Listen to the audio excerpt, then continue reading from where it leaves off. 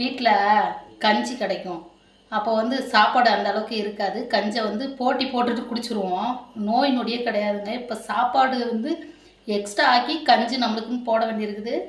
அந்த அளவுக்கு வயிறு வலி. அதனால ஒழுங்காக கரெக்டாக சாப்பிடுங்க. பட்னி பசிமாலாம் நடக்கல. அதனால தான் இப்போ ரொம்ப கஷ்டப்படுறேன். தினமும் கஞ்சி தான்.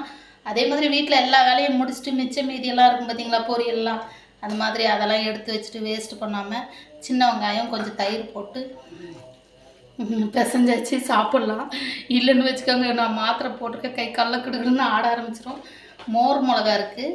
ஆனால் மோர் மிளகா வந்து நிறையெல்லாம் சாப்பிட முடியாது. அதுவே நம்மளுக்கு வயிறு வலி வந்துடும். எங்கள் ஊரில் வந்து மிதுக்கு வத்தல், சீனரிக்காய் வத்தல், மோர் மிளகா வச்சு சாப்பிடுவோம். இங்கே வெறும் மோர் மிளகா தான் இருக்குது. இந்த சின்ன வெங்காயம் ரெகுலராக சாப்பிட்ணுங்கிறதுக்கே வாங்கி வந்து வச்சுருக்கேன்.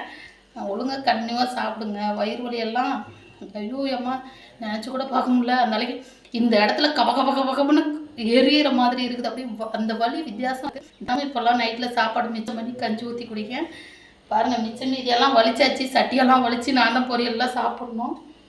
எப்போவுமே அம்மாங்க இப்படி தான். மிச்சம் மீதி ஒரு வேளை ஒன்றுமே இல்லைன்னாலும் அள்ளி வெறுங்கஞ்சி சாப்பிட வேண்டியதான். சரிங்க, பாய்.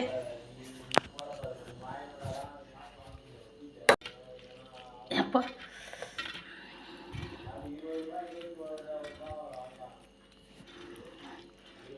பாருங்கள், இன்னும் வீடெல்லாம் இப்போ பாத்திரம் சாப்பிட்டுட்டு எல்லாத்தையும் கழுவி வைக்கணும். பாய் பாய் பாய், டைம் ஆயிடுச்சு.